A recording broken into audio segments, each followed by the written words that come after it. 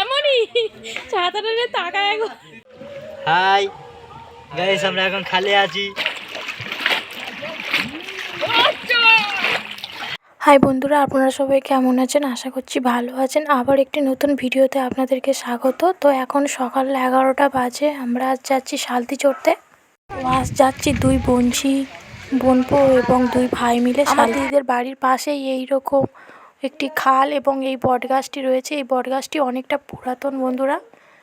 তো বিভিন্ন কৃষকের সালতি এরকমভাবে খালে ভাসানো থাকে। তো একটি ভাই সালতির জল পরিষ্কার করছে এবং আমার বোনঝি ওখানে বসে রয়েছে। তো দেখুন সারিবদ্ধভাবে কি সুন্দর সালতিগুলো সব খালে ভাসছে। বন্ধুরা সালতি চড়তে চলে এসেছি। কত সুন্দর দেখতে লাগছে দেখুন বাইরের লুকটা। ওই ভাইটা চালাবে।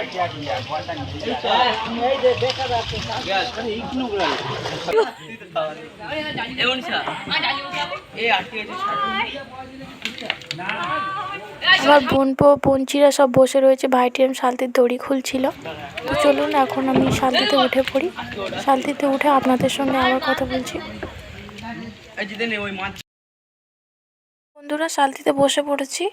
চলুন ওই ঘাট ছেড়ে চলে যাচ্ছি। আপনাদেরকে প্রকৃতির সুন্দর দৃশ্য অবশ্যই দেখাবো। চারিদিকটা যতটা পারবো ঘুরিয়ে দেখানোর চেষ্টা করব বন্ধুরা। সঙ্গে থাকুন আমার। তো দেখুন বন্ধুরা দূরের দৃশ্যগুলো কত সুন্দর দেখতে লাগছে। আপনারা এটিকে প্রথম দেখে কি মনে করেছেন, খাল না নদী, সেটি অবশ্যই কমেন্ট করে জানাবেন।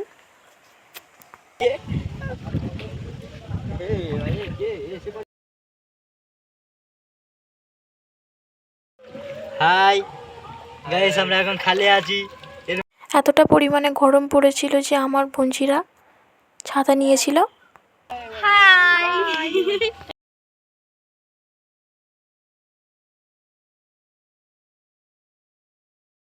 তো দেখুন বন্ধুরা দূরের দৃশ্যগুলো স্কিপ না করে অবশ্যই পুরো ভিডিওটা দেখবেন। অবশ্যই আপনাদের ভালো লাগবে।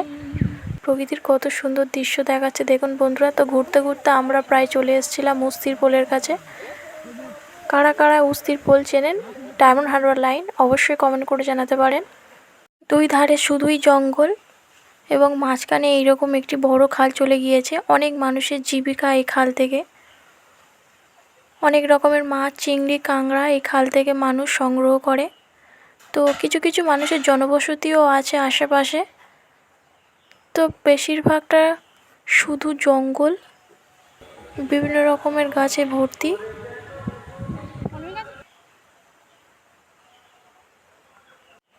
জলটি ছিল খুবই ঠান্ডা। আমি একটু হাত দিয়ে দেখছিলাম। তিরপোলাতে চলে এসেছি। আমার বোনপো এবং একটি ভাই দুজনে একটু ঠান্ডা জল আনতে গিয়েছিল। অতিরিক্ত পরিমাণে গরম পড়েছিল। ছাওয়াতে না সত্যি ঠান্ডা। তো বন্ধুরা আমরা এখন চলে এসেছি উস্তির পোলে। দেখুন আমার সঙ্গে একটি ভাই বসে রয়েছে এখানে। হাই বলে দাও। তো বন্ধুরা আমরা এখন প্রচণ্ড রোদ, প্রচণ্ড গরম। আমরা এখন ছাওয়াতে একটু রেস্ট নিচ্ছি। ওইদিকে আমার বোনঝি বসে রয়েছে। তো দেখতে পাচ্ছেন দিদির বাড়ি থেকে উস্তির পোল অনেকটা দূর। আপনারা কারা কারা চেনেন এটাই অবশ্যই কমেন্ট করবেন। তো চল। তো দেখুন বন্ধুরা বোনঝি ওখানে বসে রয়েছে, দুই বোনঝি। এত গরম পড়েছে যার কারণে ছাতা নিয়ে আসতে হয়েছে। প্রচণ্ড গরম। তো এখন ঘড়িতে বাজে 12টা প্রায়। তো দেখুন দূরের নাজারা কত সুন্দর দেখতে লাগছে। আপনাদের কেমন লাগছে অবশ্যই বলবেন। তো চলুন বন্ধুরা এখন বাড়ি যাচ্ছি। মুখ চোখের অবস্থা দেখে বুঝতে পেরেছেন কতটা গরম পড়েছে। এই রাস্তাটি ছিল প্রায় 2.5 ঘন্টার রাস্তা। তো চলুন আজকের এই পর্যন্ত। দেখা হবে নেক্সট কোনো ভিডিওতে। ততক্ষণের জন্য সুস্থ থাকুন, ভালো থাকুন এবং আমার চ্যানেলটিকে সাবস্ক্রাইব করুন। টাটা বন্ধুরা।